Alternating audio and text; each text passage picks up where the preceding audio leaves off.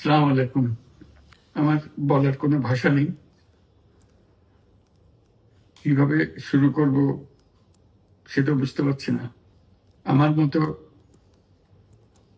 সারা দেশের লোক আজকে হতবাক। এরকম একটা কাণ্ড হতে পারে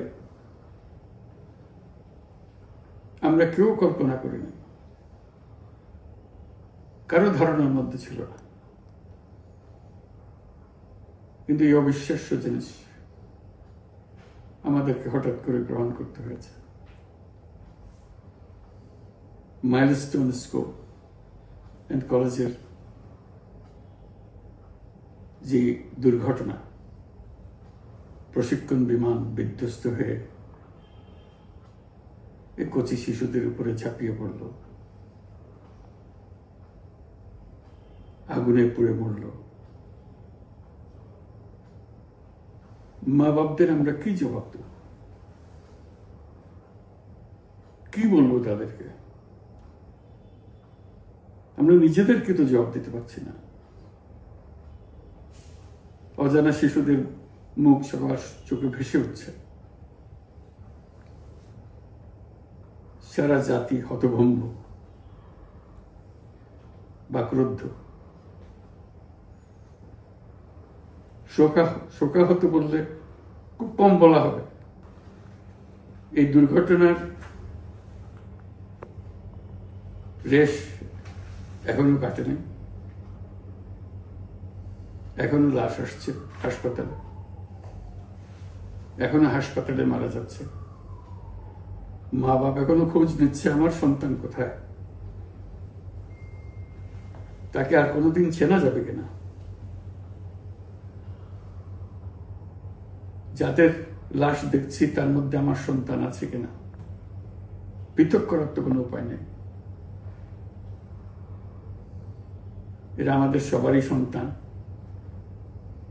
হঠাৎ করে চিরদিনের জন্য চলে গেল।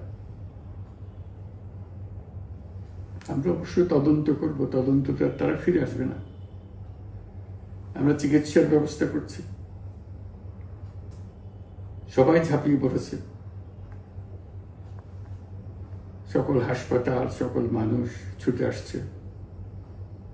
আমরা সবার কাছে অনুরোধ করছি, হাসপাতালে ভিড় করবেন না, কারণ যারা আহত তাদের জন্য এটা ভালো না। তারা তাদের শরীরে রোগ প্রতিরোধের শক্তি নেই। আমরা ভিড়ে থাকলে আমাদের শরীর থেকে কি রোগ তাদের মধ্যে ছড়িয়ে পড়বে তা বলা মুশকিল। কাজে দূরে থেকে দোয়া করেন সবাই। আমরা বাবা মা আত্মীয় স্বজন সবার কাছে আমাদের সহানুভূতি জানাচ্ছি। বাংলাদেশের যত সন্তান আছে সবাই আপনাদের সন্তান। আমরা নিজেদের মনকে সান্ত্বনা দেওয়ার চেষ্টা করুন। আমরা সবাই নিজেদের মনে সান্ত্বনা দিচ্ছি, কিন্তু আপনাদের সান্ত্বনা বিরাট ব্যাপার। আমরা সবাই আপনাদের সঙ্গে আছি, জাতির সমস্ত লোক আপনাদের সঙ্গে আছে। আমরা তাদের জন্য শোক দিবস ঘোষণা করেছি। আগামীকাল শোক দিবস। আমরা সবাই মিলে তাদের কথা স্মরণ করব, তাদের আত্মার শান্তি কামনা করব। আজকে থেকে সবাই তাদের আত্মার জন্য, তাদের রুহের জন্য মাগফিরাত কামনা করব। আল্লাহ আপনাদেরকে শান্তি দিন। আমাদের জাতির সবাইকে, যারা এই দুর্ঘটনায় বিধ্বস্ত, সবাইকে আল্লাহ শান্তি দিন। তাদের জন্য দেশবাসী সবাই আমরা দোয়া করছি। আল্লাহ এই শিশুদের জান্নাতবাসী করুন। খুদা হাফেজ।